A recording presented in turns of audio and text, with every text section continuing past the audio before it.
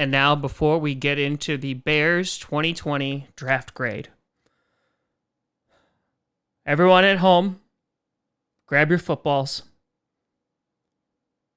and throw it 10 yards sideways in memory of Mitch Trubisky and his time as a Bears starter.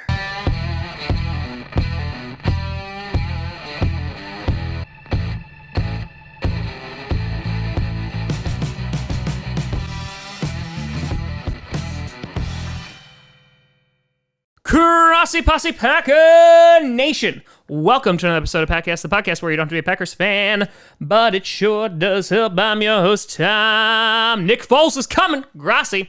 And today we are going to finish off the draft grades for the last of the NFC North teams, the Chicago Bears. Before we get to that, I want to do a big shout and thank you to two brand new Patreons over at patreon.com/TomGrossiComedy. First, we got Martin Solberg. Thank you, my friend. And then Kyle Lowney. Thank you for joining the Bart Star or the Beer Masters tier. Much appreciated. Check out patreon.com/TomGrossiComedy if you would like to support me and get some cool rewards. The Bears are tough to grade because, first, they didn't really have a lot of draft picks, because of all the trades that they did, Khalil Mack and all that stuff. But I think that with the picks that they got, there were some that I really, really liked, and then there were some that were really not so good. In that, I feel like the Bears and the Packers draft is similar. And what I mean by that is that the guys that were picked, that there were some future picks. There were some that address needs. I think that the Bears did a better job of addressing the holes in their team than the Packers did. But the quality of the player that they got, obviously, again, we're just looking at this without them playing a snap in the NFL. But let's get into the draft grades. So they didn't have a first-round pick again. And so in the second round, their first pick was Cole Kmet, the tight end out of Notre Dame. Now, this brings the total amount of tight ends to the Bears at 10. We got 10 tight ends, people. 10. Now, it's obvious that the vast majority of these tight ends are not going to make the team, as they're going to be cut before the season, which we will hopefully have. But you have Jimmy Graham, who just signed a 2-year deal, and you're paying him $16 million, and then you're bringing in Cole Kmet. I don't hate the move, because you need some youth and you need some stability at that position without having people worried if they're going to get injured or not. But the bigger question is, that's fine. If you want to bring in Jimmy Graham and hope Kmet learns from him, great. My question, why are you giving Jimmy Graham so much money? Why are you giving him so much money?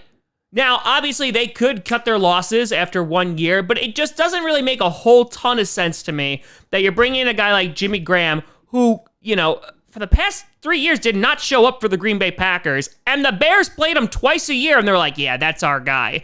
Let's bring him in. And even if he's a stopgap, stop paying the stopgap so much money. Now, the actual player himself, Cole Kmet.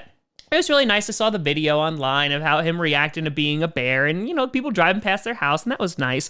But 2019 at 43 receptions, 515 yards, 6 touchdowns. He had 6'6". He ran a 4.74. He reminds me a lot of Jay Sternberger coming out of college. He's definitely not known for his blocking, but definitely can be a receiving threat. I don't know how much playing time he is going to get, considering all the other tight ends on the team. I could see him being used more as a rotational guy, or maybe they could just throw him right out there in the beginning and see how he does. But right now, you don't got a blocking tight end with Jimmy Graham and Cole Kmet, so yeah, that doesn't help the offensive line hole. So I understand people really going after this pick and they're not really happy with it. There was rumors that maybe Kmet would have been drafted in the first. So for value, I don't think it's necessarily bad. For the actual pick itself, meh. But just basing this off of Cole Kmet, I think they got a good, solid player, and one of these tight ends should work out. Then, with their second pick in the second round, this is where I really, really like this. Jalen Johnson, the cornerback out of Utah. Here's the big downside with Jalen Johnson. I actually liked him a lot. He's had 3 shoulder surgeries. That's a big concern for me. But I think that this is not only a great pick because they're getting a great player, but it addresses a massive need and making that secondary a little bit better. 2019, the guy had 11 passes defended and 2 interceptions, and he had 4 interceptions back in 2018. What makes the Bears so good on defense is that they have a great rushing attack in which they're constantly able to get after the quarterback, and that secondary is pretty damn good as well. They had some holes at cornerback, which now they are filling and addressing. But what makes them so good is that their secondary can be literally mediocre because their front seven is so good. Now, that being said, if Jalen Johnson is healthy, this is one of the best pickups that the Bears could have possibly made. There's a lot of risk that comes with this pick, but I think they did a great job of finding talent, and it's just a matter of hopefully he stays on the field for them. Then, with their next pick in the 5th round, they had Trevis Gipson, the edge out of Tulsa. Last year had 15 tackles for a loss, 8 sacks, 2 forced fumbles. What I liked about him is that he got better every single year that he was actually on the field. But for me, he's definitely going to be a development player. And this is where, I feel like it's a little unfair to the Bears because, a lot of people are crapping all over their draft. And listen, sometimes the Bears deserve to get crapped on. But here, you have 2 guys that you picked in the 2nd round, and then you're not picking until the 5th round and then the 7th round. So there's only so much that you could possibly get here. Now, obviously, you can find those diamonds in the rough. The Bears are actually pretty good at doing that. But with Gipson, I think they got a good developmental player. They already have a ton of edge rushers in which they have a ton of talent, and now this adds a little bit more depth to it. I do not hate this pick. Then, with their 4th pick in the 5th round, they went with Kindle Vildor, the cornerback out of Georgia Southern, ran a 4.44 40. That was a lot of 4s. Did have an ankle injury, but had 27 tackles, 3 for a loss, 2 interceptions, and 6 passes defended. I also saw he was pretty good in man coverage as well. Again, I think that this is them addressing a need and filling a hole and getting some depth back in the cornerback roster. This is another development guy for me, though, but I think that this guy could work out pretty good for him. Then with their 3rd, 5th round pick, they went with Darnell Mooney, the wide receiver out of Tulane, and this man is fast. He went 4.38 for his 40. He had 48 receptions for 713 yards and 5 touchdowns. He was better in 2018, known for his yards after the catch, but his drops were kind of what plagued him a little bit.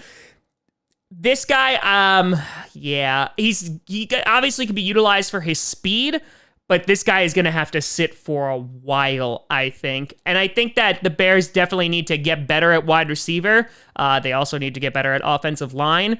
And at this point in the 5th round, they haven't really addressed that, similar to the Packers, who obviously didn't address a wide receiver and didn't address O-line until the 6th round.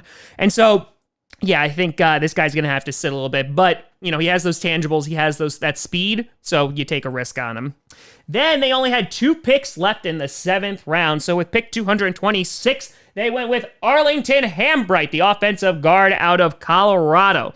He was a left tackle originally, then he moved over into guard. He missed 7 games in 2018. The way I looked at this is that this was pretty damn late to address O-line. They needed offensive line help, and this is what I mean by they were similar to the Packers. The Bears, walking into this, I think their number one need besides cornerback was to address the offensive line. They don't do it until the 7th round, which is pretty damn risky and ballsy. If they hit on it, it's a home run. If they don't, then it's going to be a problem. And the Packers, they just never picked a wide receiver, and they didn't address offensive line until the 6th round. And so I don't hate this pick because it fulfills a need, but again, these guys are going to need to develop, and that is the same exact thing with their final guy, has the most awesome name, Lachavious Simmons, the offensive guard out of Tennessee State. What I like about this guy is that while he's going to definitely have to be a guy who sits and develops, he's played left tackle, left guard, and right tackle, so he could be moved all along that line.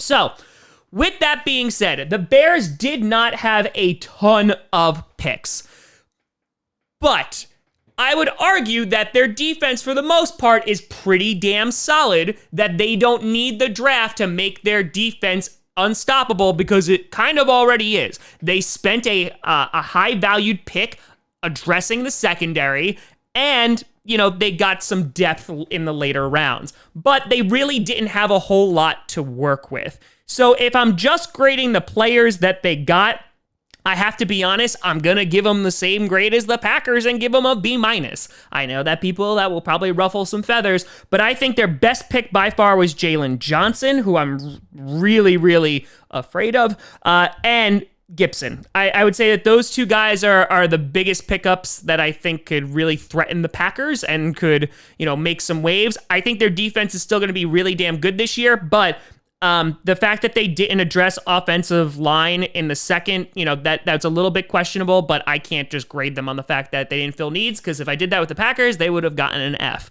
So yeah, I think the amount of talent that they got, I think it's about a B-. But again, we're not going to know a few years from now when we actually see them take the field, like Trubisky. I'm sure a lot of people thought he was going to be good. But let me know what you think down in the comments below. You can always find me at TomGrossiComedy.com or at TomGrossiComedy on all social media. See down below. Check out Packast on SoundCloud, iTunes, Google Play Music, Spotify, and of course YouTube. And a big shout out and thank you to all the Patreon members over at patreon.com/TomGrossiComedy. But thank you so much for watching. I'm Tom Grossi. And as always, go Pack Go.